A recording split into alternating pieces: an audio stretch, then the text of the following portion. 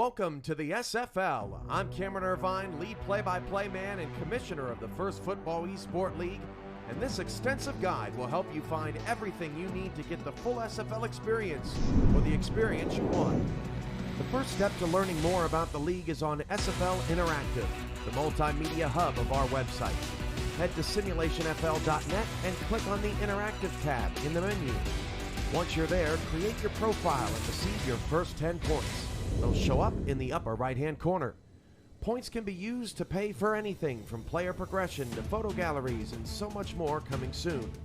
On SFL Interactive, you can watch exclusive league content like behind-the-scenes footage and videos, amazing plays, and classic games. You can also watch live games every Sunday night and participate in live lotteries, which can net you more free points. Back on Discord, introduce yourself in the Introductions channel to receive permissions. Tell us how you found us, who you are, and what you're interested in. From here, you can message team owners and general managers and inquire about joining the live stats, beat writing, multimedia, or broadcast teams, and hunt for your future home on the field. There are two ways to get on a team, either as an undrafted free agent or through the rookie draft. If you join in the months of April, May, October, or November, you qualify for the rookie draft right away, since rosters are locked during these months while the league wraps up seasonal competition and teams are re-signing or signing veteran players. If you join in any other month, becoming an undrafted free agent is your most likely route. Either option can net you success. If you're going into the rookie draft, a little bit of everything can go a long way in a competitive field. Make an impression by purchasing or gaining your points for player progression in advance. Earn a high chat ranking and show your desire and professionalism in the community chat rooms and in private messages with teams. Join a league staff, team, or contribute to the league's general fund. Drafts are held at the beginning of every June and December. If you're going to get scooped up as an undrafted free agent, your chat ranking determines what type of opportunities you could have. To find out if there are any recent openings on teams, check the player openings section of Discord. If all rosters are full, don't be discouraged. Opportunities come up all the time, and it may just be the perfect fit to start your career. Every offseason, you're able to start completely from scratch if you want, or you can negotiate a new deal with your current team or a different squad. Games are broadcast Sundays through Tuesdays on our SFL networks on Twitch, YouTube, and Fuel. While you're subscribing to those feeds, make sure to like us on Facebook, follow us on Twitter, and give us some love on Instagram. If you need or want to talk to league staff, we're always listed in gold at the top right of the member list in Discord when we're online, and we'll always try to assist you or make time for you as best we can. That's the Simulation Football League, and that's just the start. Thanks for being here to make an impact. I can't wait to call your name. And returning it back the other way is Jack Burton, and Carolina has a touchdown on a pick six. Spins out of a sack, throws it to the back of the end zone. He's got his man. Touchdown. So they're like, oh, well, we need real players. Like, oh, okay. So you need a quarterback? Sure. He's up to the 30. He's gone, baby. My goodness. Somebody cool off that man's feet because they're on fire.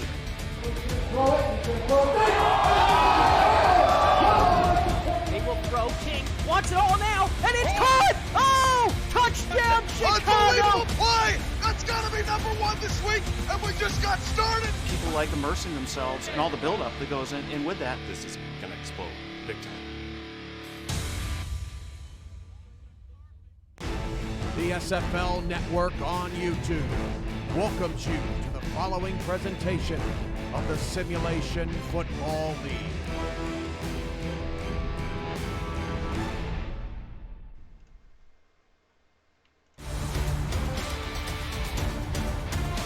Welcome, ladies and gentlemen, to Budweiser Stadium for tonight's game between the Seattle Tyrants and the St. Louis Gladiators here on the SFL Network on YouTube alongside Levant Mercer. I am Cameron Irvine, your play-by-play commentator.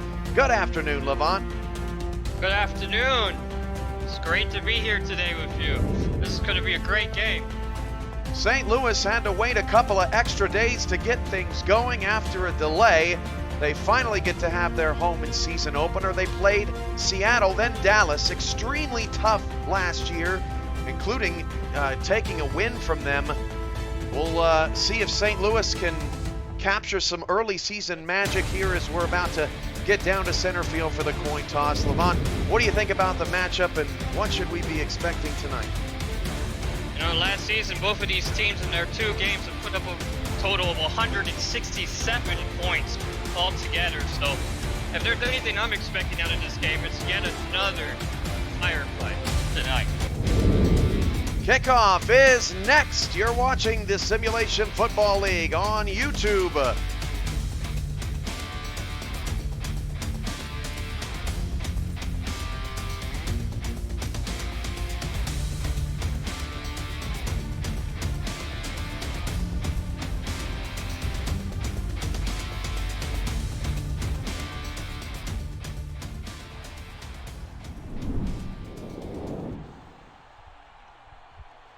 We are all set. Graham Northrup has the ball on the tee, and the final night of week 2 is about to commence. From the 30-yard line, St. Louis, kick it, we're underway. From the 9, on the return out to the 30-yard line for Seattle, that's Jeffrey Smelzer. And out comes Jacques Ulandula, 6'5", 205, 4th season in the league, previously with Carolina and San Francisco, but has found a home here in Seattle. Yeah, that he has. He threw for 4 touchdowns in last week's game, so we'll see how he does today. With the MVP, the reigning MVP, that is Zach Sandlin in the backfield, Ulandula's going to change the play. Hand off on a trap to Sandlin up the middle. Zach Sandlin's going to pick up 7 right away. And let's meet the impact players off of this Seattle offense. Ulandula's the quarterback, then Sandlin in the backfield. Mason Kirby getting a bump up this season on the depth chart. Junior senior the third is the big target at number 86 and number 84. It's Tristan Carr. The handoff goes to Sandlin. He lost the ball. It's fumbled and recovered by Carr for a first down to the 46-yard line. Incredibly lucky. That was an absolutely heads-up play by Carr right there. We get another chance to look at it. We won't, but he just leaped up as soon as the ball was loose and jumped right on it to save the play. Good play by Carr. First down at the 46. Ulandula out of the gun. That pass is caught, and then it's fumbled again, and it's recovered by St. Louis. We might get a challenge here, but Seattle fumbling the ball all over the place here in the early going. I don't think this is going to be a fumble this time, Cam. If we look at it again, I don't think he had enough possession of the ball. Right there, it just looks like he didn't even have it for half a second. Let's see. Knowles comes out and, dives on the ball, but I think this is going to be overturned. And there will be a challenge for Seattle. An early challenge and a rare opportunity to see back-to-back fumbles called, at least on the field. Whether or not it was truly a fumble, we'll get a chance to see. And I don't even think Kirby got feet down. No. It was in the midst of contact right there. And I think that's more going to be called an incomplete pass just because it was hit as he caught it. So Seattle wins the challenge. That's 1 down and 1 left. If they win a second, they get a third. Shout-outs to Harish Prasad, Moore Rivers, Carolina Skyhawks, Marcus Reed, Iverson Gamble, Mahmoud Islani, Nightwings owner Drew Riley, Achilles Frank, Crash Combs, and many more. 1 minute into the game, there is no score. Seattle has fumbled away once and then nearly a second time as Sandlin takes a carry and picks up 5 and gets forces a 3rd down and 5 on the play. Let's meet the St. Louis impact players defensively. This is a stacked defensive unit, Levant, led by the veterans Colin Douglas and Freeman Peltier. Let's not forget Ethan Kai as well. He was the team leader in interceptions last season. Moore Rivers playing in his first game, the number 1 overall pick at defensive end, number 74. Keep an eye on him. Ulandula's pass is caught by junior senior the third for a first down out to the 34-yard line, and the Tyrants are moving early. That was the case much of last week as well. Each of their receivers got nearly an equal amount of targets in their 4-touchdown game last week. So they are very much used heavily in this offense. 3 receivers and 2 backs in the backfield. For Jock, handoff to Sandlin. In right up the gut, and he picks up 3. Reed and company on the tackle. Rivers was involved as he shows his excitement after the play. Hey, shout out to Harish Prasad, who's spending his birthday with us. I think he's 21 today, so you know what that means, Levant. Oh. I think the cool kids say that you get turned, but it's not what I say, that's for sure. Yeah, definitely don't do that again. 2nd and 7 at the 31. Pass to Sandlin. Out of the backfield. Sandlin breaks a tackle. He's got a first down out of the 21-yard line with 8:27 to go. Nearly 3 minutes off this opening drive, and Seattle near the red zone. You know who just got turned on that play, though? Sandlin. Look at this again. Look at this man. Absolutely decimates his... Wham! Right here. Into the turf. That's why he was MVP last season, Cam. Why do you get to say it? Because I'm younger. Golly, I'm the old veteran around here now. I used to be the young one. 1st and 10 at the Gladiator 21-yard line. 8:18 to go in the first. St. Louis trying to get off the field defensively. Hand off to Sandlin. Nice play up the gut. Was that Rivers right at the line of scrimmage? No, but it was. Big number 95, Mo Biggins making the stop. No gain. Let's not forget about the other players on this defense, though. He lacked up quite a bit of tackles for St. Louis last season, and now that he has more support on the defensive line, the whole line should be able to eat. 2nd down. Uyundula to pass. All kinds of time. Tipped up in the air and incomplete. Dangerous ball as he tried to force it into Senior the third. Absolutely no pressure, but St. Louis dropping it almost everybody back, and there was nobody to throw to. No, and I just think that right there was just due to the pressure that he was receiving on that play. I mean, that ball was a bit of a mallard, kind of undersold his receiver there, and Uyundula is lucky that wasn't an interception. 3rd and long for Seattle. St. Louis trying to hold it just to 3 points. 5 in the box for the Gladiators. Uyundula's pass nearly intercepted. Knocked away by number 52, Tyrion Jones. The other number 52, E.K. Vincent, a much more known linebacker. But this time Jones makes the play and gets the offense off the field. Well, that right there, he was just covering his zone perfectly there. He was a bit in a spy there. He was watching the quarterback's eyes the whole time. And, you know, it just seems like he just stuck to his primary target too long and was able to just get there and make the play. Chip Longfellow, the kicker.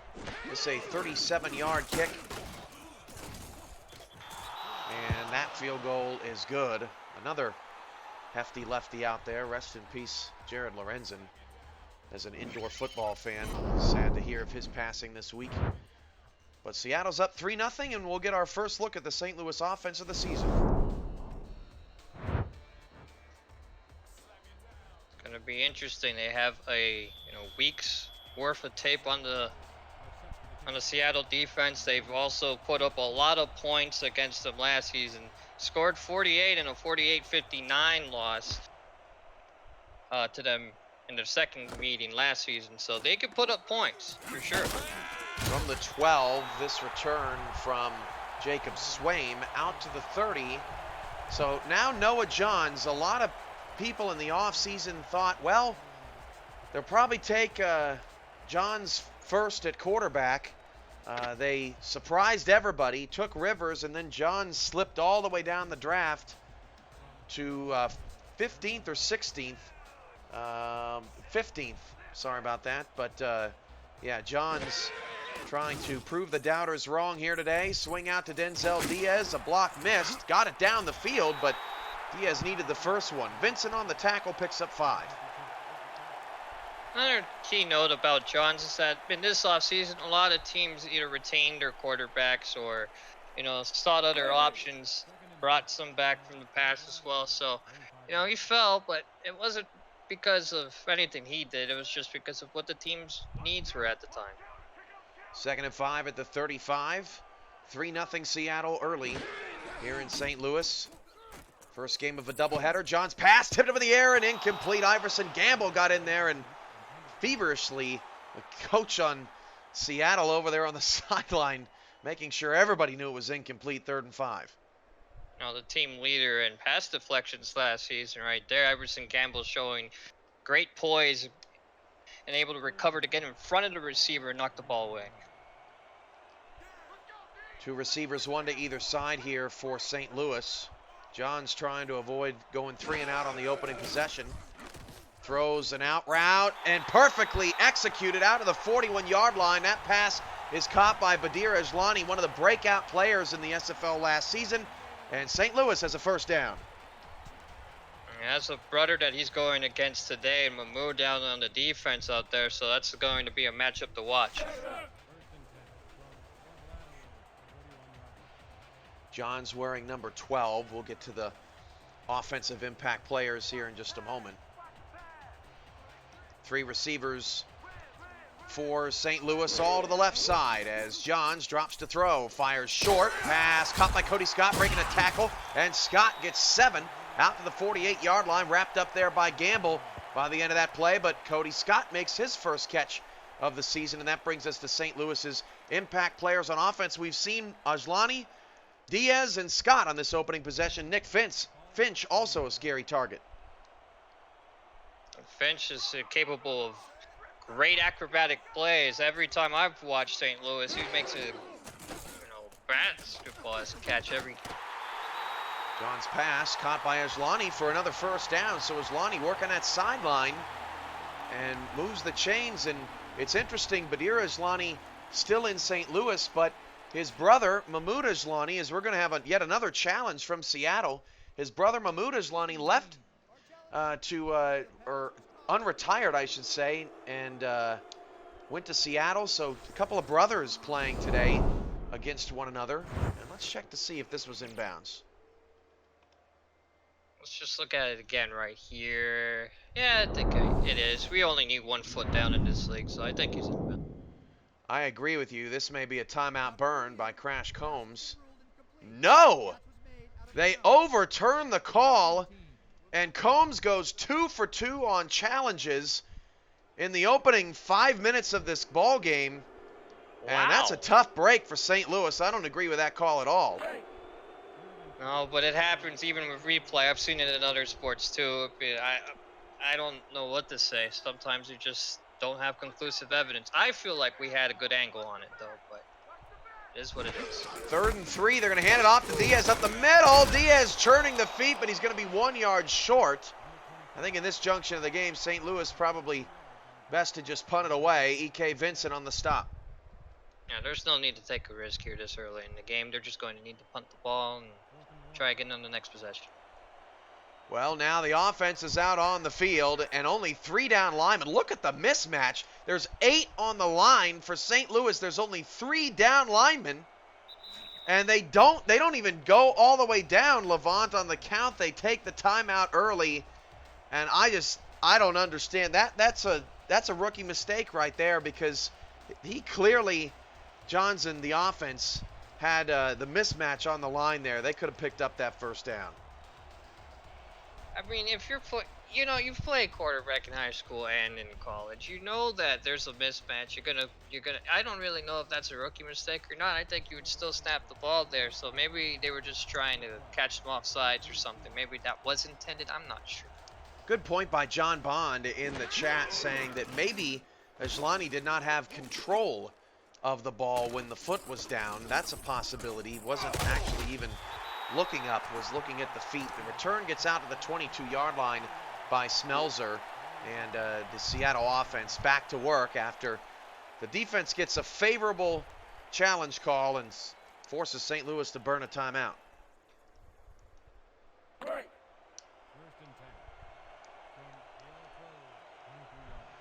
5:22 left in the opening quarter. Seattle trying to improve to 2-0. They defeated Tulsa at home last week by 10.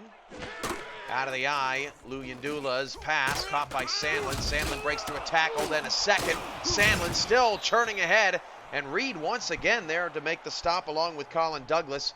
And Sandlin picks up about 11 for the first down. He didn't do well receiving the ball last week, but this week he's being used in this sort of scheme more often today, and that's what he could do to your offense right here. It just goes right through two defenders and gets you easy yardage. 49 viewers and counting here in the matinee on a Tuesday afternoon. A couple of games coming up at 7:30 Central right here on YouTube, so stay tuned for that. Have more details on those as the day goes along. Lou Yandula steps up in the pocket, nearly throws an interception. And again, Tyrion Jones was out in coverage and got a piece of it. Sandlin coming out of the backfield, the intended target.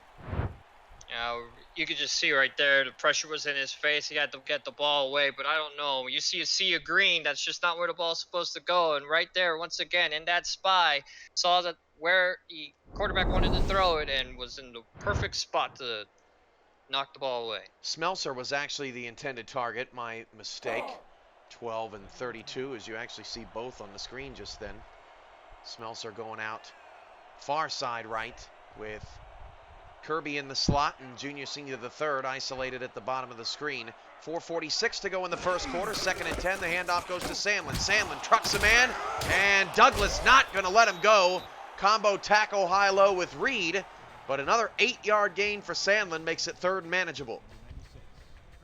Gotta give props for that technique there by St. Louis to go with the high-low, knowing that two members of the secondary don't have the best of leverage against the man beast that is Sandlin. So doing it that way makes sure that they can get him down. Yandula on a 3rd down and 2. Pass caught by Senior the third. I thought he had a route going deep, but instead takes the safe route underneath to Senior the third and moves the chains. And by the way, shout out to I'm F and Problem in the chat. He is so consistent with the way that he enters a chat room. It boggles my mind. Hey, sometimes consistency is the best ability. 1st down at the 47. The Tyrants not having much issue moving the ball on their side of the field. 2 backs and 2 receivers. Lou Yandula to throw. Fires it outside to Kirby. And that is ruled a catch for 4 yards. And if I'm Coach Douglas on the other sideline, I'm going, well, how's that a catch? And ours wasn't a catch. I mean, they could risk it, but they're already down a timeout, so that also weighs into the decision whether they would like to or not. It's only a 4-yard gain here. They can still stop them if they want. 2nd and 6 at the 49. Nickel look for St. Louis. 4-down lineman, handoff Sandlin. Sandlin having a tough time finding any space and really closed the gap nicely did Shane Masters, the 3rd season veteran, all with St. Louis at defensive tackle. I don't think he ever has intentions of leaving. I expect him to be in the St. Louis Gladiators uniform for a very long time. One of their staple players. 3:05 to go in the first. 3rd down. Lou Yandula's pass is caught by Tristan Carr. 1st down to the Gladiator 35. And Seattle's not doing anything flashy here early in the first, Levant, but they are moving the ball with fairly decent ease, although St. Louis had a couple of breakups. I mean, there's been a bit of a back and forth here and there, but mostly it's just been the Seattle show so far today. We'll see what St. Louis does to readjust. Handoff Sandlin. Sandlin met at the line. Rivers and company helping push him back. Sandlin just 3.6 yards per carry here in the first quarter. The Gladiators have not done too bad a job on him so far today. He's broke out for a few runs here and there, but, that's why they drafted Rivers so highly. They needed a little more assistance against the run. They were in the bottom half of the league last season against the run, and we could see that it's been working out for them so far today. Drew really way off of Mason Kirby at the top of the screen there. A lot of space out there. Lou Yandula's changing the play, and the handoff goes to Sandlin. Sandlin, not much room again, as Ethan Kai and Marcus Reed make the stop again, and this will be the longest 3rd down attempt of the day for the Tyrants. The Tyrants tend to be somewhat more of a pass-heavy team than what we've seen today, and they've been trying to get the ball to Sandlin more, as we've seen. Last week he ran for under 65 yards. They're probably wanting them to do that, replicate that performance today, but 4 wide, pass to Kirby, well short of the first down. Nice tackle by Peltier out of the slot. And that'll force a very long field goal attempt here for Seattle. Nice play from the Gladiators defensively. a little bit of bend but don't break here by St. Louis. They let in a lot of yardage on this drive, but they only held Seattle down to 3, and if they are able to do that and come back on their next drive with 7 points, then they'll be looking all right. This a 47-yard field goal for Longfellow. Good snap and good hold. The kick is on the way, and he nailed it officially from 48 yards away. 2 possessions, 2 field goals for Seattle with 1:05 to go in the first. Just take another look at it again right here. It looked like it was hooking to the right a bit, but it just, kept sailing, but, hooked right into the center of the goalpost right there for the field goal. Like the SFL on Facebook at facebook.com/simulationfl. Promote to your friends and share your SFL glory. And today's seasoned veteran, Colin Douglas, 7 seasons in the league. Peltier's got 6 seasons under his belt, 5 for Badir Islani, Cody Scott, and Marquise Reed, a veteran lineup here in St. Louis. There was a lot of conversation in the offseason about St. Louis's retention rate despite back-to-back years with the worst record in the SFL. They've done a great job in recruiting and keeping talent that wants to play here. It's one of their key strengths, honestly, is just how close-knit the community of that team is and how close they are to each other. 1st and 10 at the 31. Diaz takes the handoff, has some space. Diaz breaks a tackle. There he goes. The speedster breaks another tackle, and Denzel Diaz is G-O-N-E gone. Touchdown Gladiators to open up the touchdown scoring and tie the game. In no time fast that they've been able to get back onto the field. They proved me right. Come back on the field and get 7 points. Look right here. Just the absolute speed of this rocket man right here. Takes a spin move right here. Just is gone. As you say, as he does. Into the end zone. Easy as you'd like, Cam. Burning up a fuse here in St. Louis. 6-6 ball game. And an extra point will give St. Louis the early lead at home. I know over the past couple seasons he's had his struggles, but that was an absolute rocket of a run. Diaz broke off of Gamble, and then one more coming after him. Oh, it's the kick isn't even blocked. The holder is tackled by Tay Bertay in the backfield. I don't think I've ever seen that, Levant. I've never seen that in my life. Speaking of speed, that is... Somebody needs to get me that man's 40-yard dash, because that's in the 4.3s or something, because I don't understand how you're able to get there so quickly. Wow, that was incredible. I would have loved to have gotten to see a replay of that as Smelzer gets it up to the 28. But nevertheless, tie ball game at 6 now, thanks to, what do you call that, Levant? It's not a blocked extra point. What? Wasn't a bad snap. What do you? I don't even know what to call that. Tackle for loss, I guess. I'm not sure what else that comes up as. It can't be a set. Well, is the holder usually a quarter? That's an interesting question. I'll get back to you on that. Yeah, wouldn't that be interesting if that counts actually as a sack? 1st and 10, the 28. Deep shot down the field is intercepted. Intercepted and touchdown. Colin Douglas has St. Louis in good position near midfield.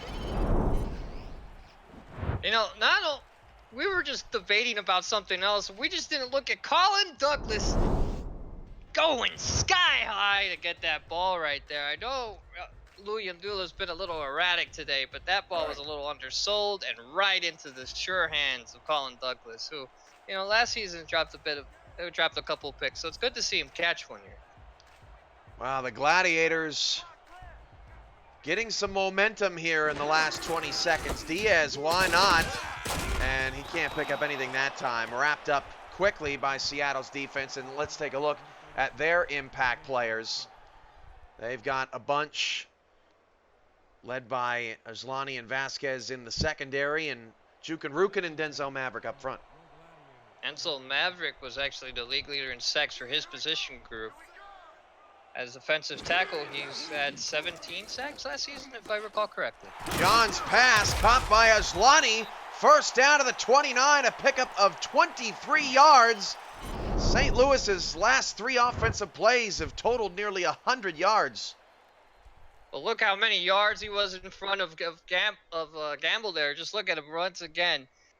Oh, no, that was Martino right there that he just blasted right by. And you have that many yards in front of your receiver, nothing else you can do but. That's the end of a thrilling first quarter. Seattle 6, St. Louis 6. We're back to Budweiser Stadium after a word from our sponsors.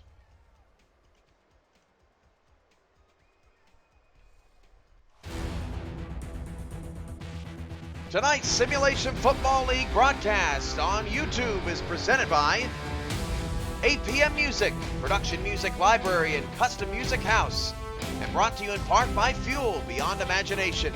Visit the all-new SFLinteractive.net today. By Matt Doyle Designs, the official branding partner of the SFL, and by Media Tech Institute. Turn your passion into your profession. Aerial shots brought to you by Airviews, united by drone. Visit airviews.com to see more drone footage.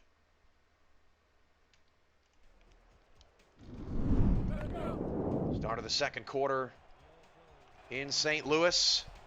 Gladiators in scoring position on the Seattle 29-yard line. 2 backs in the backfield and 1 receiver to the top of the screen. And a play action to Diaz. John's in trouble. Johns avoids a sack and then gets crushed by Rukin for a loss of 8 yards in the backfield. That's a dynamic duel once again. Maverick broke through but couldn't complete the sack. But, you know, usually what comes up after to clean up is the cannonball right there. Jukin Rukin with the sack. It's a bit of a hot, sticky day here in St. Louis, 88 degrees, but we do have some cloud coverage here at Budweiser Stadium today. John's dropping back on a second down, a very long hit as he threw. Ball tipped up in the air and incomplete. That pass knocked away by James Campkin in the, that's a unique last name, Campkin in the slot, and it's 3rd and long. He was camping in the slot right there to knock the ball away.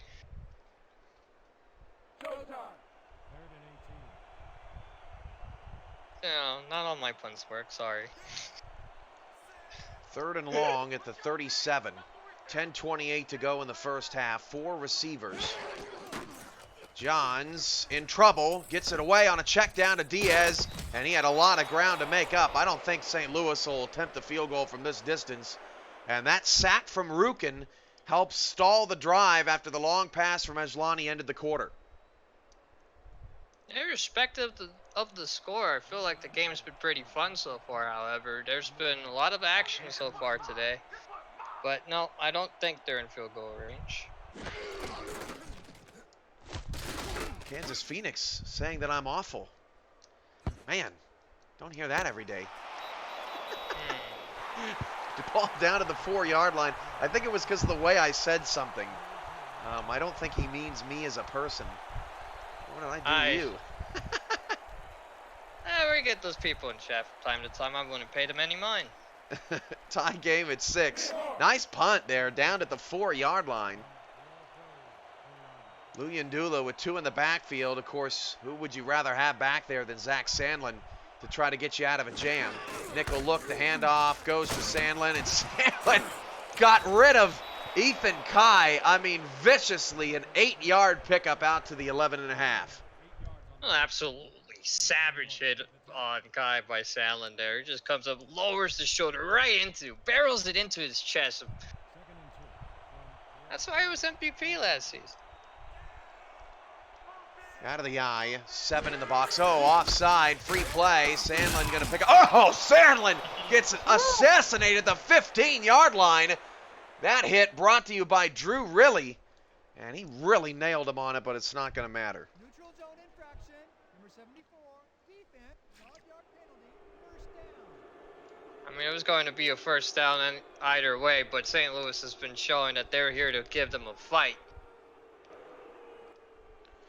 They need to be more disciplined on the line there and not jump before the play, however overeager he may be. 9 minutes to go in the first half. What I have seen out of St. Louis in the first half is their defense seems to be much more disciplined than in the last couple of years. They're putting up a good showing here so far in the first half. Sandlin gets away from Kai, but then from behind, nice play by Chad Longstreet to wrap up Sandlin by the ankles, only a gain of 3. They've done a good job containing the edges and forcing him back inside. He hasn't really broke out any further than probably like a 7 or 8 yard gain earlier today, so they're really keeping him contained. 2nd and 7 outside. That's the big fullback rumbling down the field all the way to the 28-yard line for a first down. Ripper Concordia moving the chains for the Tyrants. Well, that's another name for the all-name team, and you just look at it again. Bit speedy fullback here. Big, mean fullback coming out. You'd think, he doesn't have hands, but look how fast he really is. Look at that, man. That was probably Alvin Washington's legacy in the league, was the all-name team.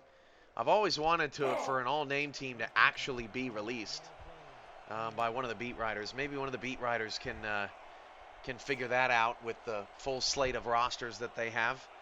That would be a fun article. 1st and 10 at the 28-yard line. 8:05 to go in the first half. Another offsides on on Rivers. And I believe he was the one that also jumped the first go-around. So Rivers a little jittery out there with 2 penalties on this drive. Neutral zone infraction, number 74. Just seems to be a little bit of the rookie jitters there. You know, sometimes when you come out of college, you have like such a high motor. Sometimes trouble. You always want to be involved in every play, and he really wants to show out that he hasn't played last week. The whole team was on a bye, so he really wants to do something for his team. But sometimes you just gotta get your head back in the game. St. Louis having to wait 2 extra days to start their season. Definitely coming out with a ton of energy in the first half. Luyendula, all kinds of time, now goes out to the fullback Concordia. And that was a really well-covered play from St. Louis. They had just about everything locked up as Scott Underwood makes the stop. Yeah, they really didn't have any pressure on the quarterback there, but they had everyone pretty much locked down deep. And therefore, no matter how much time Luyendula had, he just had no choice but to check it down. High formation, 2 receivers, 2nd and 3 with 7:02 to go in the first half. 8 in the box for St. Louis. No real deep safeties. That pass, dangerous ball. Sandlin caught. First down, breaks a tackle to the 45-yard line with a nice stiff arm. Reed on the stop. A dangerous play works out in Seattle's favor. These are what I like to call 50-50 plays right here. This could have gone one of 2 ways, but right there, not having your hands up on defense, really changed the complexion of that play.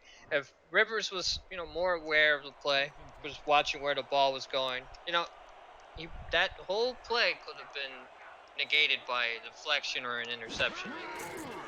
Back to pass, Luyendula caught, but at the kneecaps of the intended target. That's a 9-yard pickup for Bodie Blue, the 6'7", 260 tight end. This is a big, stocky Tyrants team, and they set up 2nd and short.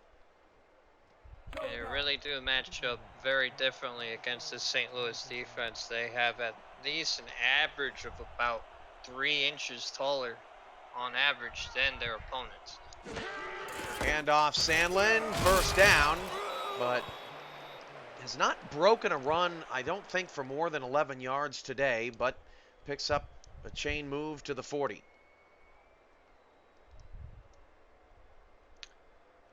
As was said earlier, they've done a good job of keeping him, centralized. He hasn't been able to go around the outside to go against the, the softer underbelly of the secondary. Luyendula dump off to Sandlin. He's in trouble. 5 different gladiators around him, and Kai puts the helmet right into the rib cage, only giving up 5. Another thing I've seen of St. Louis is they've been able to get multiple men on the ball They don't leave. They know Sandlin can knock down single targets, but when they all line up and go after him high and low, they've been able to bring him down. I formation, 4-3 look for St. Louis's defense. Senior the third is isolated. Shovel past Sandlin, breaks a tackle. Zach Sandlin's got the first down. And when you've got Sandlin coming down a hill with a head full of steam, that's a tough assignment one-on-one. Look at it again. Like right here, I mean, sometimes you just got to get it while you can. Force them downfield and make the defense readjust. Here this time they were able to spread the seas a bit and make sure that Sandlin is able to engage single targets where he's able to like bowl them over and get more yardage. Masters had the opportunity to make the play. Dime 3-2 now for St. Louis, showing a variety of defenses here in the first half. Pass caught one-handed. Smelzer not going to get to the first down, but does pick up 8 and gets into the red zone. It looked like there for a moment Smelzer was going to easily pick up the first, but pass a little bit out in front of him. Yeah, but he still made an amazing play to save that right there by, it's a wonderful one-handed grab that would have otherwise been incomplete if he just let it go behind. Heavy line over on the left side for Luyendula. He'll throw out near side, dropped by Mason Kirby, and then Drew really popped him a fierce one. I'm surprised they didn't call for unnecessary roughness there, really. I don't know if he didn't see the ball or not. That's a little dubious. I mean, the play was already pretty much over as soon as he dropped it and the ball hit the ground. There's no need to hit him there. Tough play there for Kirby. 3rd and 2 at the 19 with 7 in the box. Sandlin off to the right. 10 on the play clock. Sandlin takes a trap. Oh, right up the middle, untouched. First down to the 12. He found the only hole on that offensive front and once again moves the chains. Now this time the defensive line decided to fan out instead of pinch, and that one assignment difference is the key here. Usually on trap plays, the offensive line also likes to fan out a bit so that there's more running room for the running back, and he was able to find it there. Props to St. Louis. Their defense has been on the field a long time in this first half. Still trying to hold from the 12. Luyendula hit as he threw. Passes through the hands of Kirby again. Kirby's got 2 drops in the first half as Masters applied pressure. I don't know who was truly at fault that time. It looked like the pass was a little low because of the hit by Masters, but when you're in the red zone like that, you got to come up with those passes. Nice throw from Luyendula. It appeared to be on the numbers. 2nd down at the 12. Big number 11 audibling again. And Seattle moved. Ethan Twinkies on that has got to be that is not his God-given name. If that is his last name for real, then somebody's got to get him a licensing deal. He eats his way back to the 17.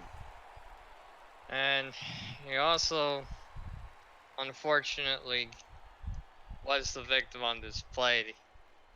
And, I think, it's early season jitters for everyone, and I just feel like, the couple offsides calls also leads to false starts sometimes. Both teams don't even know who's going when.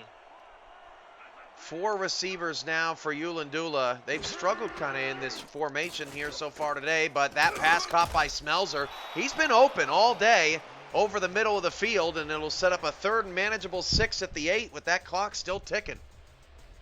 Seattle does love to target each and every one of its receivers at least 1 or 2 times a game. So if they find that it's been working, they're going to go back to you. That's the amount of trust that Luyendula has in his receiver corps. 3rd and 6. Play action to Sandlin. Oh, he's in trouble and sacked by the rookie. Moore Rivers, welcome to the SFL, gets his first career sack and will force another field goal. Just look at the bull rush right here. He just jabs this man right here with power. Luyendula notices this, tries to readjust to get the ball off, but look at the speed of this man. He wasn't able to get anywhere. Nice play by the rookie. So despite I'm distracted by a great comment from Andy Hamilton. So you mean to tell me we have Twinkies blocking cheeseburger? Yes, I guess you could say that. But 3 long drives for Seattle that end in field goals. This from 33, that's good. And Seattle takes a 9-6 lead, and considering all the time they've been on the field, got to be a little disappointing. It definitely has to be. But, you know, in a game like this that's going to probably be more defensive, as we've started to see with the scoreline as it is, those drives in the late stages of the game do really have changed the complexion of how things turn out. It may be disappointing now, but the longer that defense stays out there, the more fatigue sets in. It's a great point as Swain returns it up to the 26. St. Louis kind of lucky in the sense that halftime is almost coming up. Their defense going to get a rest. It would probably behoove them to run out the clock here and be the last team to touch the ball. They will get the ball also to start the second half. So the Gladiators have a chance to double dip here. After a long drive like the one they've had, the difference between 15 and 17 minutes off the field is a long time. Hand off to Diaz. Diaz squeaks through and picks up 5, and that'll take us down to the 2-minute warning. Diaz, more yards than Sandlin here in the first half. How do you like that? 80 for Denzel Diaz. This is the 2-minute warning. You're watching the Simulation Football League on YouTube, presented by APM Music.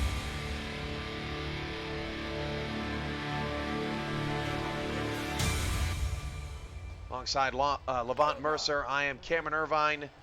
Tuesday late afternoon action as St. Louis kicks off their home slate. Seattle trying to move to 2-0. 4 wide, handoff Diaz again up the middle. Denzel Diaz picks up 3. Took a while for him to get dragged down, and that was Vincent from behind, 3rd and short. Great play by Vincent to be able to wrap him up at the end there, but great play by St. Louis as well. They were able to find a play to guard and protect Diaz, to gain that yardage. They all shifted to the side he was going to, and there was hardly any defenders on that side. John's changing the play. 90 seconds left in the first half. Changes it to a toss to Diaz, and he got the first down. What a block! And a great audible by the rookie all the way out to the 46-yard line. Stellar blocking on the outside. You just saw a mismatch. Great play by the rookie to change the play at the line.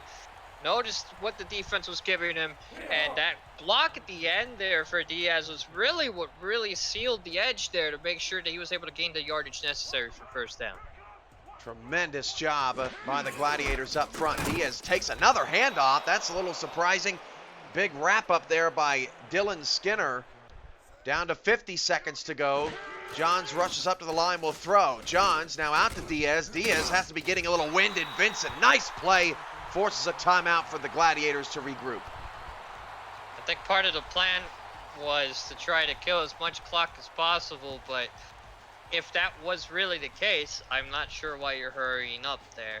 Probably a miscommunication, but that's what happens when the rookie doesn't quite hear what the coach is telling. 3rd down and 10 to keep the drive moving for Johns. He goes empty. 5 in the box for Seattle. Johns to throw against a 4-man rush. Pump fake, and Rukin puts him in the dirt. No timeout from Seattle, so that might be the final play of the half, but Rukin's got 2 sacks in the first half.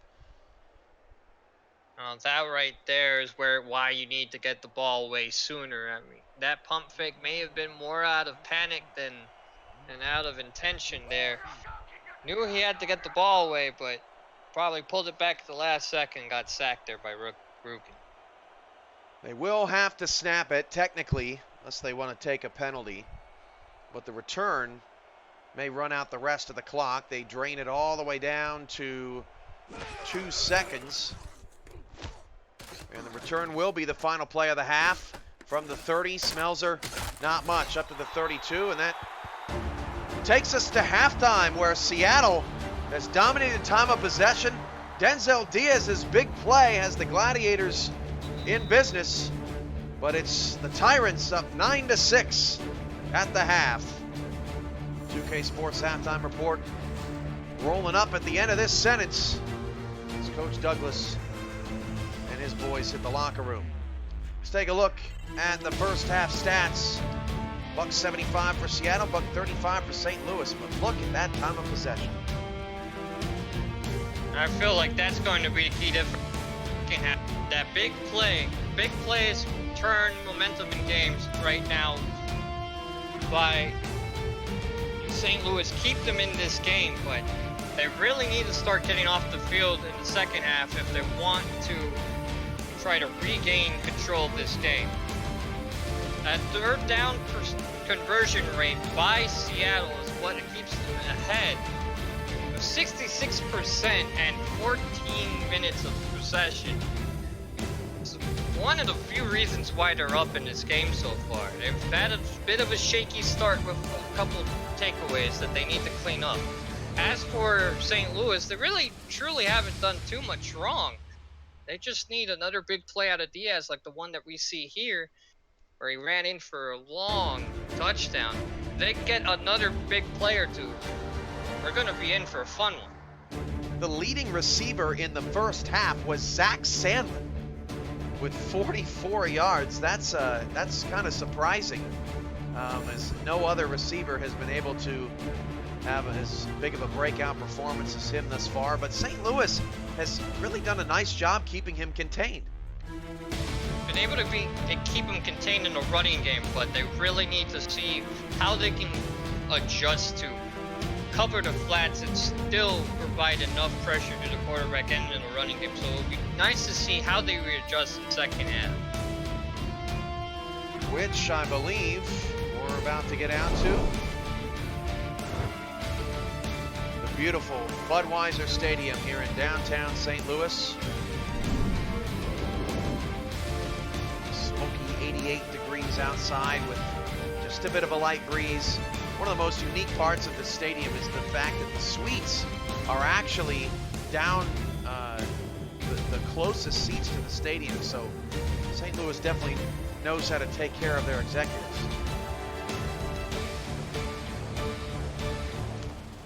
As the second half kick is away and the Gladiators will get a chance to take the lead here to start the third quarter. Honestly, though, thinking about it, I think those suites are the best seats in the house across the league. Quite honestly, I mean, you get the, while still living in relative comfort, you're able to still see the game at like the best possible views of the house, and you're in air conditioning. Oh, that's just bliss right there. 9-6 to start the second half. Diaz spins right into a mess of tyrants as Denzel Maverick makes the stop. Maverick kind of overshadowed a little bit today by Rukin so far, but excellent job pursuing Diaz. Well, let's not forget that he, had 39 tackles and 17 and a half sacks last season. He's capable of getting to the quarterback, and, we might see a lot of him in the second half. John's going to go empty on 2nd and 10, just 40 yards passing through the first 22 minutes. He'll fire it outside, caught by Nick Finch. That's his first catch. And actually, St. Louis had been moving the ball so efficiently on offense that I kind of forgot that Nick Finch had not really been a part of that first half. Which is in stark contrast to the percentage of targets that he had for St. Louis last season. I mean, last season he had over 80% of all the targets on his team, and today he has had just the one right there. Trips left, 3rd and 3, play action. Johns has time, fires it, caught by Scott to the Seattle 48. You can credit St. Louis's offensive line for that first down. Yeah, they were really receiving a lot of pressure on that blitz there, but when you do that, you leave players like a tight end open, and there was no one around for miles on end right there. Cody Scott makes his second grab of the day, 1st and 10 at the 48, and a nice start here in the third quarter for Noah Johns, who's connected on his first 2 targets. And St. Louis kind of staying with the hot hand here, going empty out of the gun once more. 3-3 look for Seattle. Back to pass. Johns faced a blitz, hit as he threw, but pass is caught by Scott. And I think if you're the Gladiators, you'll take that considering that Johns got crushed a moment later. Oh, that's just good poise there by the quarterback. He was able to understand he would rather just throw the ball and get 2 yards instead of a loss of 8. 9 minutes left in the third. 3 receivers off to the far side left. There's Lonnie at the bottom of the screen. Johns to throw again. Diaz is covered. He has to dump it off there anyway, and Diaz lost 4 yards. And I would have liked to see Johns just take off and run with that. He knew Diaz was covered, and Bones Malone Jr. makes the stop for a loss of 4 yards. I think that's the relative inconsistency. I say something good about him and then something poor about him. I just think that's just the youthful exuberance of this rookie quarterback. Sometimes you make a great play and you look amazing, and other times you remind yourself that you're a rookie. 3rd and 12 for number 12. Deep ball down the field. Caught by Aslani down to the 23-yard line with 8:16 to go in the third. Aslani again beating Seattle on the post inside. But even with those sorts of plays, if you could put it right on the money like he has right here, look at this. Rocket pass, perfect spiral, right where it needed to be. High shoulder pass. Right where it needed to be for the first down. When you have a sure-handed receiver like Badir Adjolani, you know that's going to be a sure catch. Mario Martino makes the stop from behind. Ball on the Seattle 23-yard line. Johns staying in the gun. Johns going deep middle again. Tipped for the air and incomplete. Oh, he almost squeezed it right into, just the smallest of windows, but it brings up 2nd down. That right there should be a reminder that even if you have the hot hand, to not think yourself so much. You know, don't think of yourself so highly that you're able to make every pass out there on the field. You know that receiver was heavily covered. The zones were heavily congested. I don't know why he tried to pass it. Almost squeezed it in as that throw out to Diaz. Got a great block on the outside. Picks up 5, and then Maverick comes over to clean house. Wrap up also by Martino, and a big shout out to Billy Bob Johnson who got that block.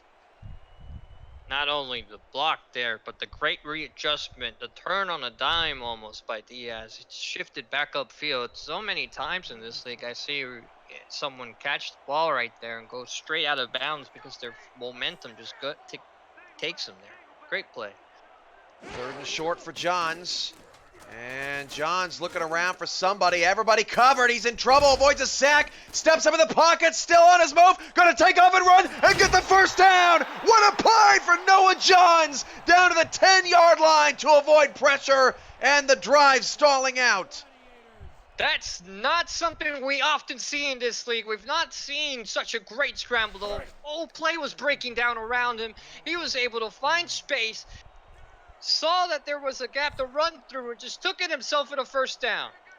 Just a 3-man rush as everyone dropped back into coverage. Now the ball just outside the 10. John's pass is incomplete. Looked like there may have been some interference there on Finch, but no call. There's a bit of a complaint there by Finch, and he's arguing there with Gamble and Martino there, but I don't think he's going to get a call. And it's a bit unfortunate. They have been on the back end of a few of these calls today, but that's not an indictment on anyone.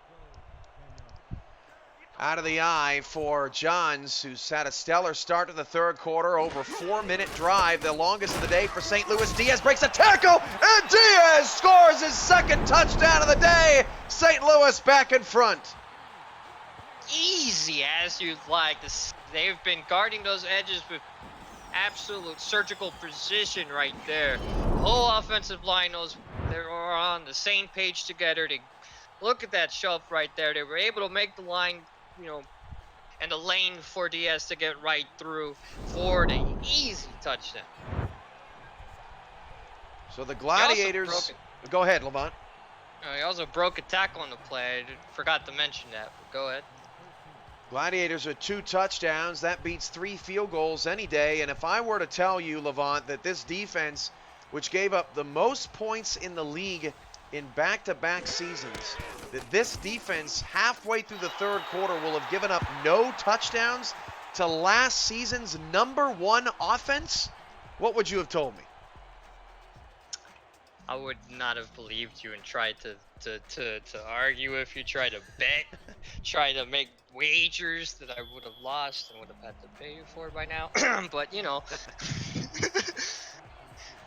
Make sure to follow us on Twitter at SimulationFL. Use the hashtag #MakeAnImpact and spread the word. That drive, 4 minutes and 11 seconds for Noah Johns and company. He has certainly made an impact on this second half as Smelzer returns up to the 28, and we'll get our first look at the second half at Seattle's offense. And in fact, we haven't seen Seattle's offense now for the last 6 minutes, if you include all the time that St. Louis was able to run off in the second quarter there towards the end.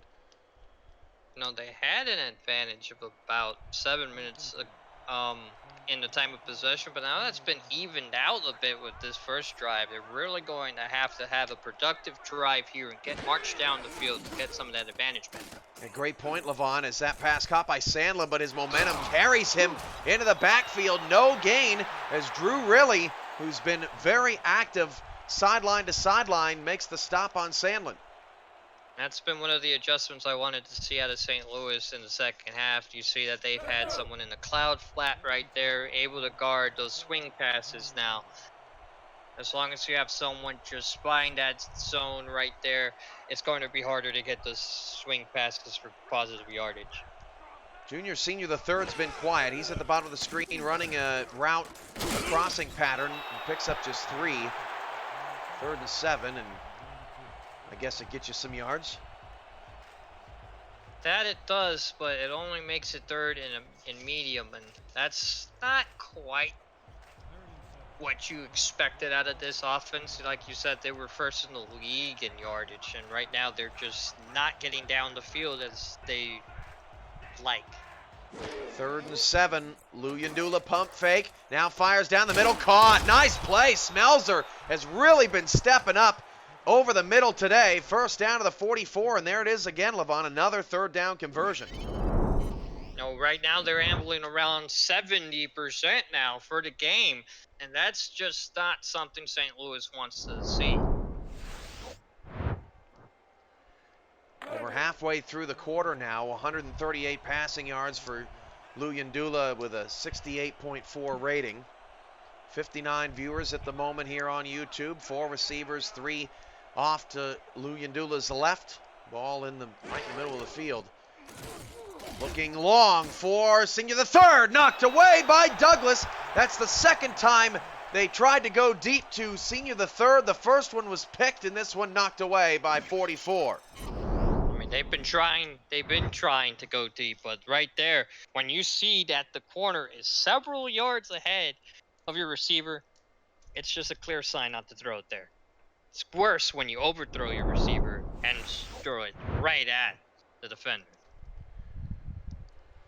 So Seattle will be faced with a second down. They really have not stalled out too much today, except when they have to kick field goals. And in fact, I'm thinking back, did they even punt at all in the first half? I know they had 3 very long possessions. That pass is caught by Sandlin, and Sandlin will pick up 6. Do you remember a punt from the first half from them? They have not punted yet in this game. All their possessions have ended in field goals. They've had about 3 possessions, and they had 3 field goals. That's crazy that this is just the 4th possession of the game for Seattle's offense. 4:35 to go in the 3rd. 3rd down and 4. This has been the down that's hurt St. Louis today. Back to pass. Luyendula with pressure. Pass caught by Senior the third for a first down to the 38. Yet another 3rd down conversion for the Tyrants. This percentage continues to go up, and now that they're starting to get Senior the third involved, this is very dangerous for St. Louis. Now it's sampling around 72%. 4 receivers in an empty backfield for Jock. Nickel look for the Gladiators. Big number 11 to pass. Lofts it to a wide open Carr. 10-5 touchdown Seattle. What a throw over the top. You know, they kept testing it and they were finally able to pass. Look right here, once again, right off the line. Oh. And that right there was just a blown coverage, as we've seen there, and you can't do that against a big target like Tristan Carr. Look at that. Once the safety shade's down, went after the wrong receiver and let his man go. That was it for that. Marquise Reed must have thought he saw somebody else coming into his range and totally whiffed on covering Tristan Carr down the field, and the Tyrants regained the lead for the first time since St. Louis scored that touchdown on the last drive, and still Seattle 4 for 4 on offensive drives today. They've been eerily efficient, regardless of the fact that they've given the ball away a couple times on offense as well. Oh, the pick. They threw that interception. Yeah. That was the other drive, yeah. Yeah, they've had that, and they almost, they had a fumble, but that was recovered by Carr. But other than that, they've been scarily efficient. As we've mentioned earlier, they're 72% on third down conversions, and that right there is just a dangerous number for any defense. Swaim in a mess of dark blue pants as Johns will start from the 30-yard line. This has been a fun game. This would be the 6th consecutive game this week to result in a one-score difference. And just like the game Sunday night between Carolina and Vancouver, and then basically last night's game between Alaska and Denver, this game has been one possession game the entire way, as Johns will start the drive with a check out to Diaz. Oh, Diaz made Vincent swipe at nothing. First down to the 46, a 16-yard gain. That was just foolish. I mean, when you're 5'6", 205, you go right underneath a lot of tackles, and that right there was a terrible reach by Vincent. Went right over the top and just hugged all of the air. Diaz making himself even smaller there in open space. And it just shows you the talent that he possesses. First down to the 46, handoff to Diaz now up the middle. Diaz still with more yards than Zach Sandlin in this game, and now up to 107 with those two scores. One of the keys for St. Louis now is as they go down the field, they need to keep track of that clock, because that's what Seattle's really been chewing at. And if they're able to weaken this defense by keeping them out there, you'll get stuff like that. Free play. Diaz picks up 5. I think they'll take the penalty. That flag on Dylan Skinner, I believe, on the defensive front. We'll see what they do here. They'll accept the penalty, and that'll make it 2nd and 3 instead of 3rd and 3. Part of that also has to deal with the fatigue that was setting in, as I was saying earlier. But at the same time, sometimes you pick your hash. Like, okay, maybe I don't want this team to be on the right hash because runs going off to the left have been working better. And that's also favorable for St. Louis. Now they're able to pick which side of the field they want to put the ball on. 2nd and 3 at the Seattle 47. 6 in the box for the Tyrants. John's going to throw. John's going long down the middle again. It's caught, and then it's ruled a fumble. Recovered by Gamble. Ajlani got his head ripped off, and I think that's going to be challenged too. Second verse, same as the first. The ball got there. He got his head knocked off worse, but wow. I think he did not have enough time, clearly, with that hit, to have any time to come up with the ball. So I think it's going to be overturned. That should have been an unnecessary roughness penalty too. It looked like Ajlani got hit in the helmet with an elbow. Let's see it again. Let's look at it again. I really feel like if there was any penalty on this play, that's targeting. I think that's targeting. Yeah. That's the textbook definition of targeting. That was a brutal hit by Cain Vasquez, who's been kind of quiet today. St. Louis is going to win this challenge, so they will not turn the ball over, but Johns will face a 3rd down. Vasquez, I'm looking at it here back on the archive replay. Golly, that was a heavy shot. 3rd and 3 at the 47, 2:25 left, as St. Louis tries to keep pace after scoring a touchdown on their first possession of the 3rd quarter. Johns looking around. Diaz going to have to make a man miss. And pursuit to the ball at its best. There by number 36, James Campkin, once more making a critical stop, and St. Louis's drive stalls out at midfield. Now they're going to have to punt the ball away. I felt like Noah could have gone rid of the ball sooner and maybe given Diaz more time to make that play. As soon as he threw it, Campkin was already set where he was and was able to get a better pursuit angle on the ball. Seattle's been bothering Johns just a bit with that kind of cover 8 look out there, rushing just 3. That one time he had to scramble for the first down, and that time checked it down. And we've seen that a couple of times so far today. And there's usually 2 ways to go against a rookie quarterback. You want to either test him with a high amount of pressure, but you know that this kid can scramble, so that might not be very favorable. So they've decided to just go for coverage sacks and try to just force him to run. 1st and 10, Luyendula over the middle. Oh, man, senior the third dropped it nearly into the hands of the trailing Colin Douglas, who was in coverage on the crossing pattern. Don't know what's up with this offense today, but they're having a case of dropsy because that's their 3rd drop today. How about Douglas trailing senior the third that whole play? Actually thought that senior the third was going to try to dip outside, but nice recovery from Colin out there. 2nd and 10 at the 19. Luyendula's pass caught by Carr. He got some air on that one. 8-yard gain. We'll set up 3rd and 2 as Luyendula crosses over 200. Not only that, but you got to admire the way that he's been throwing the ball. Even with that interception earlier, you saw that he knows where to put the ball for his targets. You know, Carr's taller than most of that defense.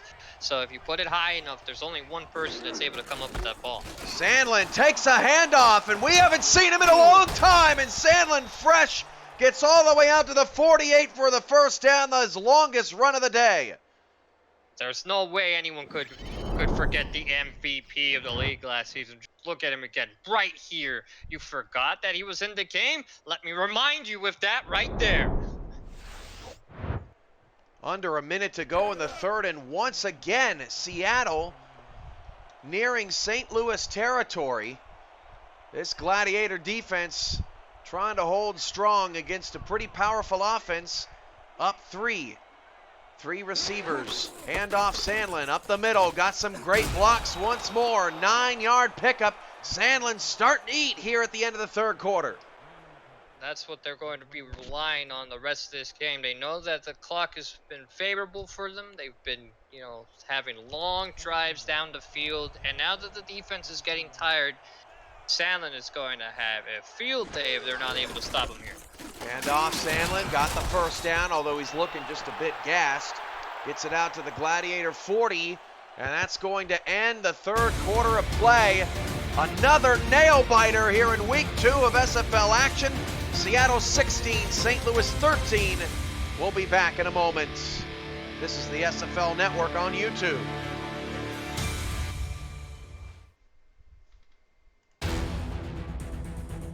Tonight's Simulation Football League broadcast on YouTube is brought to you in part by Nation's Best Football, helping NFL, college, high school, and youth players to help hashtag secure the bag.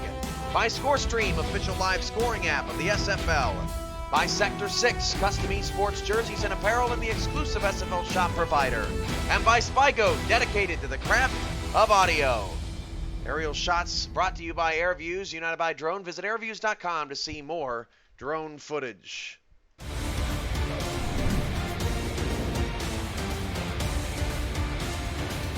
Now here we go, 1st and 10 at the 40 from beautiful St. Louis. Gladiators trying to keep this a 1-score game. Seattle going for their largest lead of the day. Pass over the middle again on a crossing route for senior the third. That time St. Louis playing in a zone, a 5-yard gain on 1st down. I am liking this new look offense in some aspects. That last season when they used to be Dallas Lobos, they used to like going down the field and try to go for more of an air raid style. It looks like this season they're coming out in more West Coast. Luyendula out to, wow, nice play by Concordia. Adjustment to the ball, extreme, but Peltier comes away with a TFL and will set up another third down. And Seattle, they got to be up to 80% at this point. It's looking likely if they're able to convert here, it'll be above 76%. A little under by 4. 3rd and 6. Luyendula's pass caught by Sandlin, and Sandlin gets his head ripped off by big number 96, Bo Knowles, with his first stop of the day. And just outside of field goal range, the Gladiators get a stop. That's a very key stop right there by St. Louis. You know, as we've been saying, they've had a hard time with that today. And now, with, you know, about 9 minutes and 30 left in the 4th,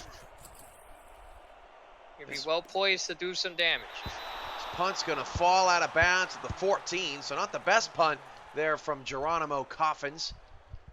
Coaching staff might put him in one after not being able to get that inside the 10, and Johns will try to execute a game-tying or game-changing drive here.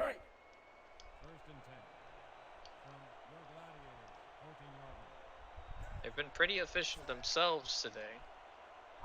We'll see what happens.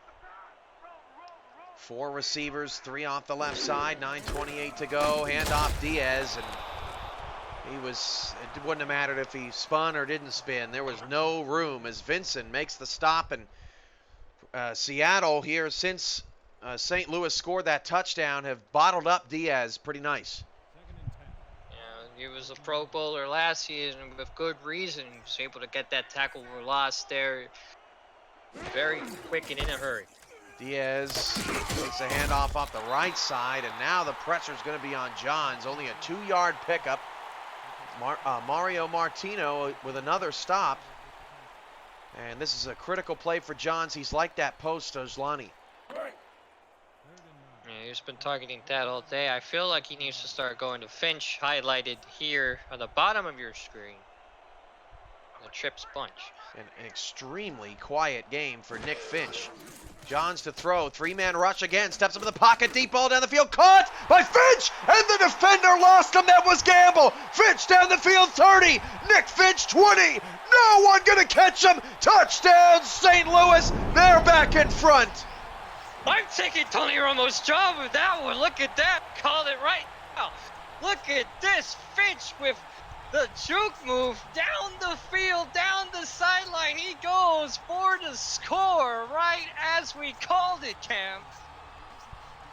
Wow, what a time to step up.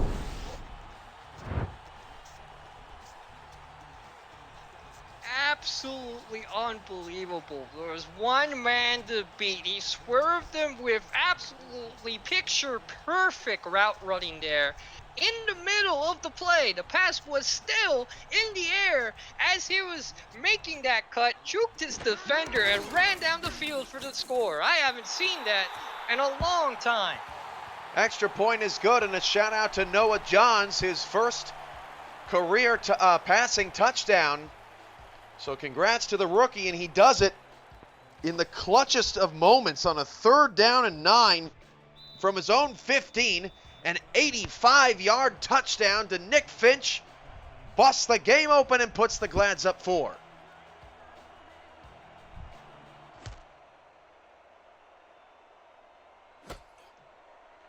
From the 10-yard line on the return for Smelser to the 29, and Dallas, or Seattle rather, is going to have to do that again. Well, this team, as you said before, was first in offensive last season, so they're able, you know, this is only a 4-point game right now. They're willing and able to get that back if St. Louis isn't careful. They're really going to need to get at the quarterback. Luyendula's pass down the field, dropped by a wide open Chris LaTorre Wallace. 2nd down, Seattle, uncharacteristic here today in St. Louis. That's the 4th drop by this team and the 1st by Wallace, and that was a routine grab. It seemed like he just got caught by the turf monster, as you just seen there. He tripped on his shoelace, and that was it for him. All alone there on the corner route from the slot. But they cannot take advantage. 8:12 to go in the 4th quarter. 7 in the box for St. Louis. Sandlin has been catching fire as of late. They've got an advantage on the left side of the line, but Ulandula will go deep down the field, and it's caught over Riley, and Kirby redeems himself. He scores a touchdown, and the offenses have exploded here in the 4th quarter. Mason Kirby right back at you with that one right there over the top. Completely inverted from Nick Finch's touchdown earlier, opposite side of the field on the other hash, and look at that. There was really tried to get a hand up, but there was nothing to do there. He was beat badly on that play, and that was it for him.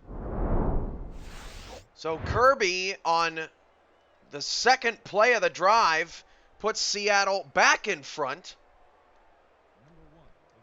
and puts the pressure back on the rookie to respond. And this is the type of game we saw between these two teams last year. Yeah, Wow. as we alluded to earlier, they had a 58-49 game last season, and it looked a little bit more like the previous 2 possessions than the rest of this game has been so far. Like the SFL on Instagram at Simulation FL. Give our partner Nation's Best Football a like while you're there. They're at Nation's Best Football. And we have just had one thriller of a week. This has been one of the most competitive weeks of competition in league history. All these games have been nail-biters since the early afternoon slate on Sunday, as Swain returns it up to the 27. And we remind you, coming up later tonight, Tulsa hosts Atlanta as the Swarm try to go 2-0 with 2 road games to start the season. Is Charleston for real? We'll find out when they go to Queen City tonight at 7:30. And then no games next week, but July 26th through the 28th, the SFL is in the ATL for SFL Sims Atlanta. We'll have 5 games live on location with a studio audience from Atlanta.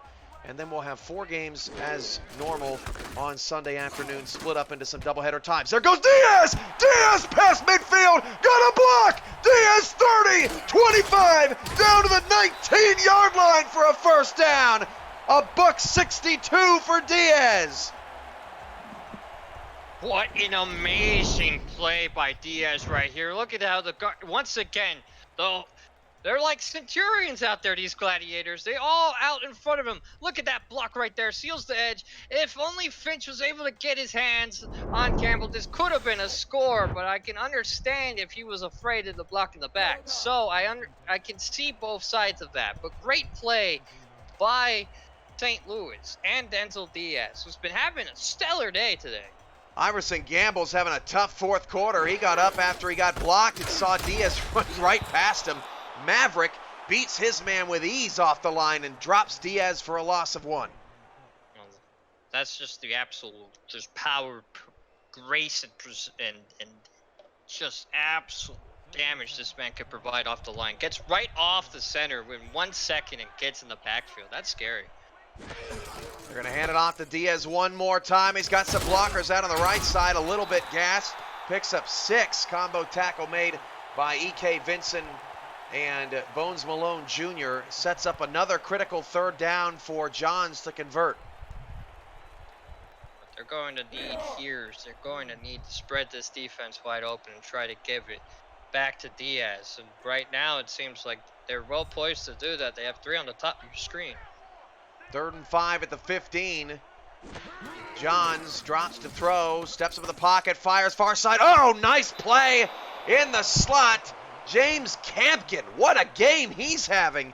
Knocks it away, and the field goal will have to tie. Yeah, that's his 3rd deflection of the game there. He's been a stalwart, guardian right there. Just been able to knock balls away left and right. Every time it's gone this way, there's usually ends back right onto the turf. A 31-yard field goal attempt coming from Graham Northrup, which finally stops the constant touchdowns that we've had. I think 3 straight drives ended in touchdowns, as that kick is good from 31. It took the refs a little bit long to say that it was good. I thought he might have just missed a chipper. Tie ball game. I mean, when you've had touchdowns back to back, you're a little rusty. You're like, oh wow, you're actually kicking a field goal. I should put my hands up. That happens, I guess. Alongside Levant Mercer, I'm Cameron Irvine. We are tied at 23. What a game. Both of these teams have played really nice games.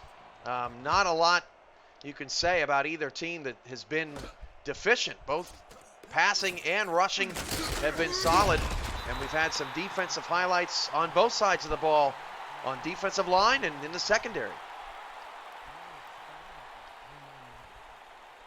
And we still have a lot of game to go to see if that changes, but I hope not. This game's been exciting from start to finish. Out of the gun for Luyendula with 4 receivers, 2 to either side, 5 in the box for the Gladiators. Pass middle, caught, got the first down, and the pass caught another receiver redeeming himself as Latour Wallace makes the play. Like I said earlier in this game, I just feel I really appreciate the way that they've been able to spread the ball around the different receivers. I would have liked them to probably, practice next week with the week off, work on their hands, but otherwise, I really like how they give every receiver a chance in this offense. Luyendula's pass knocked away over the middle. Tyrion Jones swats it down. That's the 9th target for senior the 3rd. And don't forget, Levant, St. Louis missed that extra point, or on the bad snap got tackled. The holder did, and with a made extra point there, the Gladiators would still be ahead. That is true. That is coming up to rear its head now in the 4th.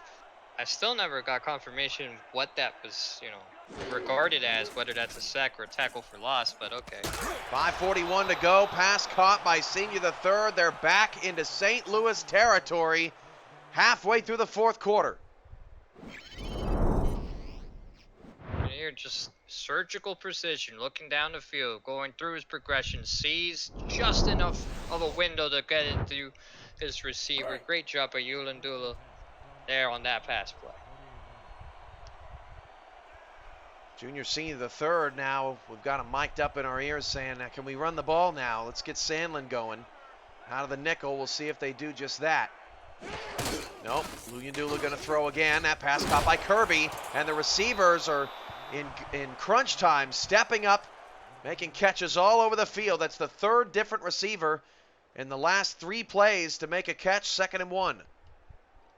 And in this game, there have been 5 different receivers so far that have caught at least 1 pass. 6. Hand off Sandlin. Oh boy, that was close. But he does pick up the first down. The drive continues. They're knocking on the door of field goal range. That's what they've been doing all game, controlling the clock, getting down the field. That's what the West Coast offense is what is best at. They nickel and dime you, dink and dunk you all the way downfield. So they finally score. 4:15 to go in the 4th. Back to pass. Luyendula. Oh, it's nearly picked twice. Drew really came out of nowhere. When that ball was thrown, he wasn't even on the screen, and I thought he was gone. For a second, it just looked like as soon as he hit his hands, we both just braced our hands like he had it. Then Underwood came right out of nowhere as well, and we thought he had it, and in the end, no, man. Oh, tough break there. 2nd down at the 38. Will it come back to haunt him? Luyendula going to throw again. That pass to the sideline, and they ruled that out of bounds, and that looked like a catch just shy of the sticks to me. Now, in a game that is this close, it's very hard to decide whether you want to challenge that or not. But so far, they've had a couple challenges. They won one and lost one, if I recall correctly. So, now that it's crunch time, those decisions are harder to make. 3rd and 10. Another critical 3rd down for Seattle. Trying to get into field goal range. Luyendula, deep shot down the field, knocked away by Freeman Peltier. 4th down outside of Longfellow's range, and St. Louis gets the first defensive stop in quite some time. So here's the thing. In the first 3 quarters of this game, Seattle has had over 70% on 3rd down. In the 4th quarter, they have not converted a single one. And Johns, nice play, but couldn't stop the momentum into the end zone. That would have been a tough play to make. Noah Johns, on the flip side of that, converted that 85-yard touchdown on 3rd down, and has fared well in that down and distance for most of the half, although the last drive ended in a field goal. And this is a moment for St. Louis. You can kind of feel it in the stadium. This team wants to put the last couple of seasons behind them. This would be a big statement game to beat Seattle in their home opener to improve to 1-0, as the toss out to Diaz left side is tackled from behind after a 5-yard gain. What a play by Tony Booyah. Now we're just having a whole bunch of names that are deserving to be on that all-name team. Not only, it's something I haven't heard today. I haven't heard Chucky Steck's name today, a fullback right there in front of Diaz. Yeah, you're right. Johns flips it out to Diaz. He's got a blocker, and Diaz gets the 1st down. Billy Bob Johnson's had a couple of crucial blocks on the outside. He held that one for about 4 seconds. That's not often seen in this league. Every game I've seen, there's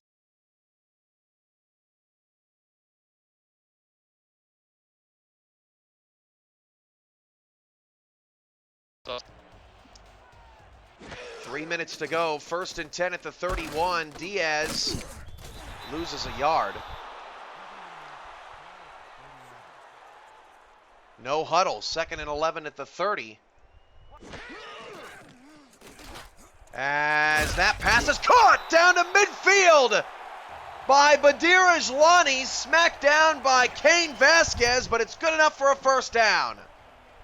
Just look at it again here. Right there, right at the numbers, right in time.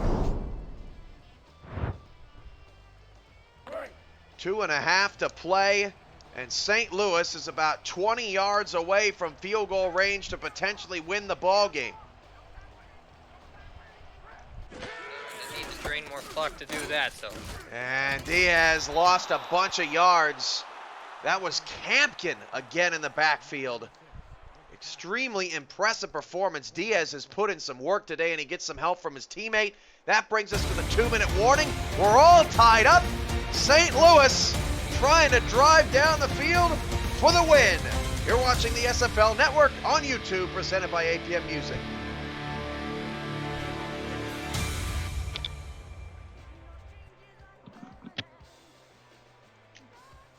Alongside Levant Mercer, I'm Cameron Irvine.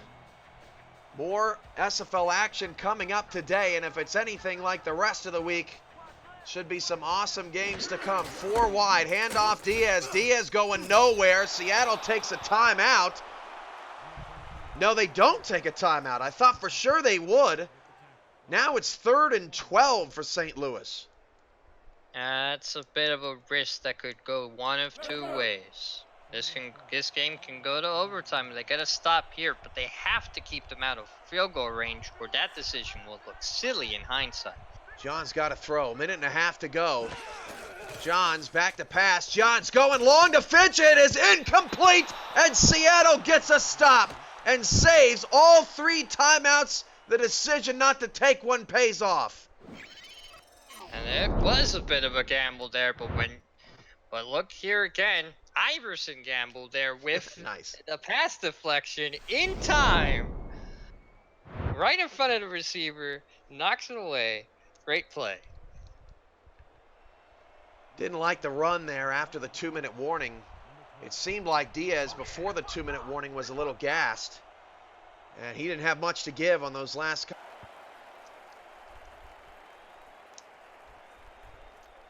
Sorry about that, folks. Welcome back. We lost you there for just a second, but the first pass of the drive was incomplete, so it brings up 2nd down and 10 at the 22. With 3 wide receivers and 2 in the backfield, Luyendula pressured, hit as he threw, and it's incomplete.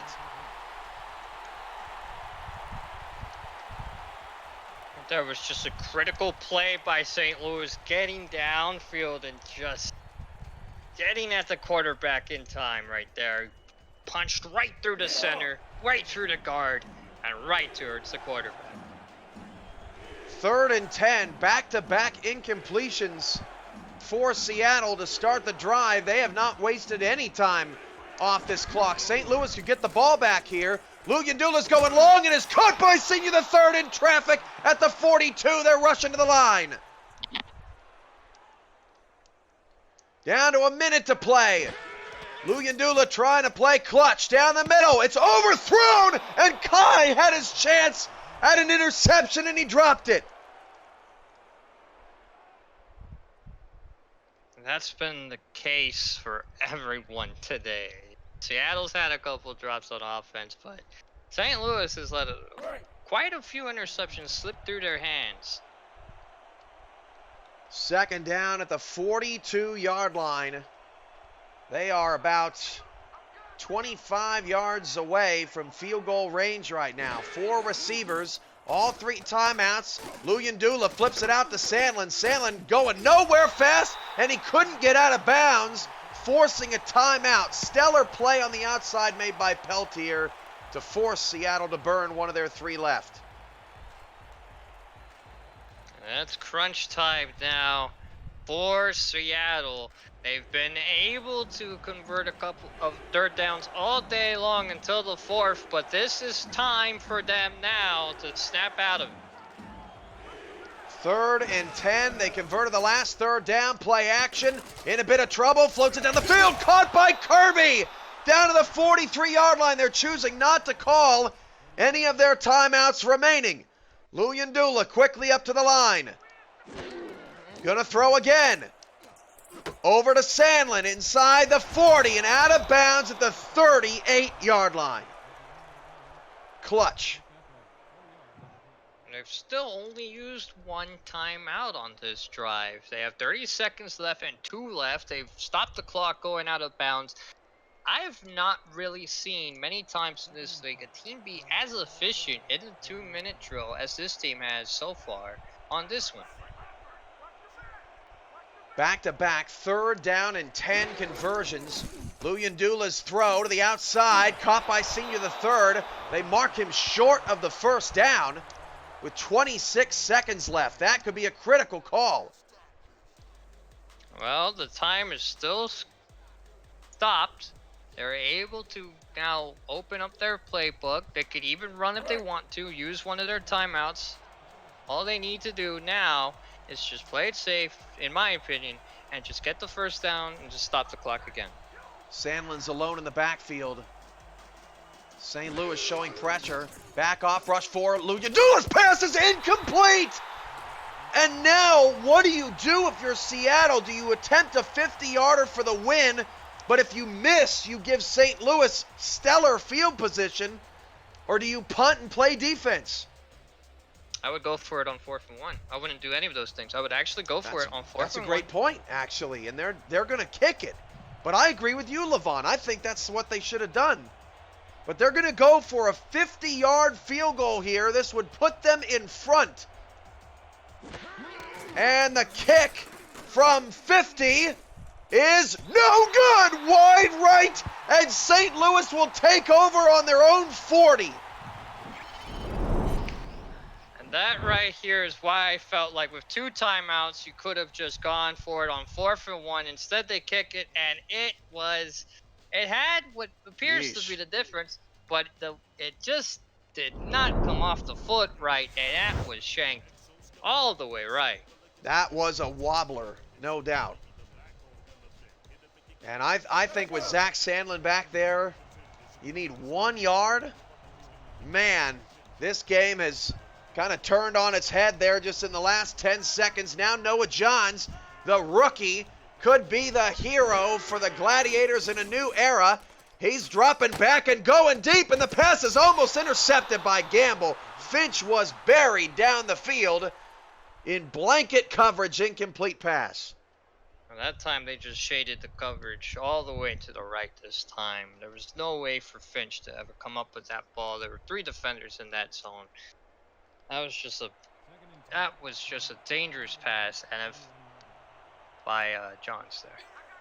Johns out of the gun with 13 seconds left in regulation. Flips it out, Diaz. Diaz got to get out of bounds. He does. 9 seconds left. Not a terrible play, but it took 4 seconds. At this point, every second counts. You do have 3 timeouts, but unfortunately, well, at least in the graphic, unfortunately for them, there only looks to be enough time on the clock for 1 play or 2. And they're going to try to squeeze in 2 here. With 9 seconds left. Johns to throw. Johns going long. It is off the hands of Finch. 4 seconds left. And now you probably Hail Mary, or maybe you just punt and play for overtime. At this point, either option's available for them. I would have just gone. You could just go for the Hail Mary here. But they're going to go for the punt instead and play safe and go to overtime. Wow. First overtime game of the season. How awesome is that? Unless Smelser can return it. He's going to call for a fair catch, and I guess both teams were content to do so. Hey, that's regulation. Wow, we're headed to OT. First score wins. One of these teams picks up their first loss of the year. You're watching the SFL Network on YouTube, presented by APM Music. Seattle going to choose tails. That's Sandlin making the call. It is tails, and Seattle will get the ball to start overtime. St. Louis going to have to play defense. Play defense they have for most of the game, and now, they're back out there on the field. We'll see how much that affects them. Now, stepping into extra time here in overtime. Kick is booted away from the 10-yard line. Smelser will do it all over again. Up to the 29. And this is going to be very interesting. I think you probably go back to the Sandlin well, the way he ran in the second half. What would you do, Levant? Well, at this point, this is more like since this is just like an extra quarter, now time isn't really so much of a factor, right? Here, you should just go to what has been working for you all game, and I think you're right. I think you go back to Sandlin here. Out of the gun, they're going to stick with Luyendula. He throws off his back foot. The pass is caught, but going the wrong way. Forward progress only out of the 33-yard line as Friche Vakadu makes his first catch, and now that's 7 different receivers today, Levant. 7 different receivers. Like I said before, this team really loves spreading the love around right there with the ball, and sometimes that's an admirable trait, but it's not that. Oh, and a deep shot. Oh, it's almost intercepted, but that could have been the ball game. Really got beat by Kirby earlier, and actually, now that I think about it, I think it's 8. Listen to this crew of receivers today. We've had Sandlin, Kirby, Senior the Third, Carr, Smelser, Latour Wallace, Concordia, Vakadu, and Bodie Blue. That's 9. So basically, their whole entire offense has had the ball at least once. Each receiver, both tight ends, the fullback, the running back, and a backup. Second and short, off the penalty. Another costly offsides penalty on St. Louis, their 3rd of the day. Gives the ball to Sandlin. Sandlin, it took a little while, but picks up the first down to the Seattle 42. Remember, Seattle only needs a field goal to win it. Rivers on the stop. 4 tackles, 3 offsides for Rivers today. And that's this part of being a rookie sometimes. Like I said earlier, he has a high. Sometimes that gets him in trouble, and it has in this game with the amount of times he's been penalized. St. Louis has had plenty of opportunities to get interceptions in the second half. They just have not been able to put their hands around the football as Sandlin gets 9. He's into St. Louis territory, and this is getting dangerous for the Gladiators. Yeah, now that time is hardly a factor now. They can go back to what has really been working for them, and, you know, this is just an absolute man piece. He didn't even have to put his hand up for very long there. He kind of just tapped him, and the guy went down. Ethan Kai got cleared right out of your picture. 2nd and 1 at the 49. 2 receivers, 1 to either side, and Sandlin in the backfield with 7 in the box. Sandlin takes the handoff, and they have not been able to stop that inside run all day. Down to the Gladiator 39. They're right on the outskirts of field goal range. And sometimes when you try to guard the edges and try to contain outside so much, sometimes, okay, you do force them inside, we're fine. But if you can't stop them once you force them inside, then you're still having issues. And they're really pressing the issue with Sandlin up the gut. He's offset left again, but Luyandula gonna throw, and pressure's coming down. It's caught into field goal range by Smelzer. And there's a look at the updated numbers. No, he's having a whale of a day. I actually want to look up Smeltzer's stats because I can't find them, but he's having a whale of a day. He's been really driving this offense downfield with acrobatic grabs all day long. And off Sandlin, 2nd and 3, and he's stuffed in the backfield. 3rd and 5, unblocked really out front. Shane Masters and also Scott Underwood back there. So now if they can just hold Seattle here, they already missed a 50-yard field goal short and wide right just a few minutes ago.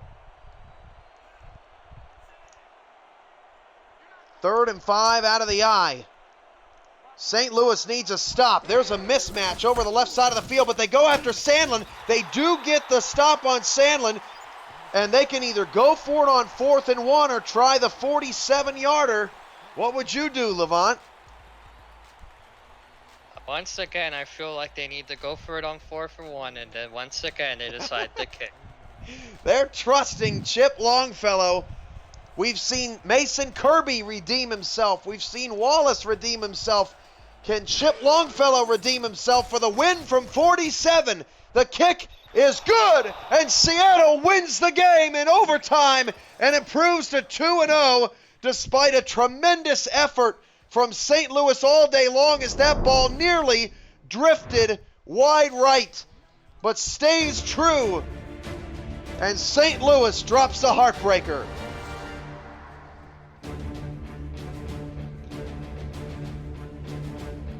Like, one of the keys here in this overtime was just simply not being able to get off the field, and that's been the case all day. Let's look at the numbers right here. The difference in the time of possession is by a good 10 minutes, almost 11 here.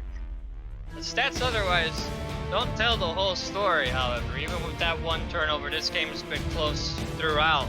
There have been big plays by big names here today. We see this touchdown by Diaz that put St. Louis up front for a bit.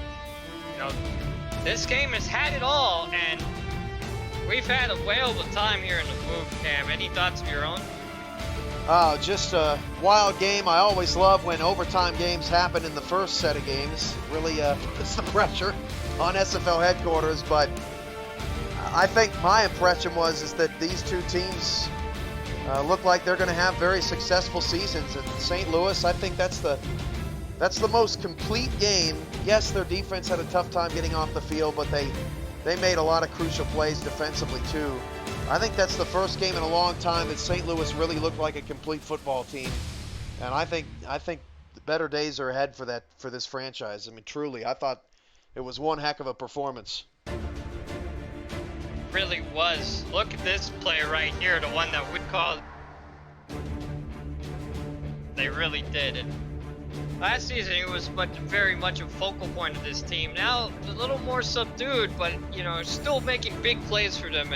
And now that they have a more complete offense, a more complete team, they could be one to watch.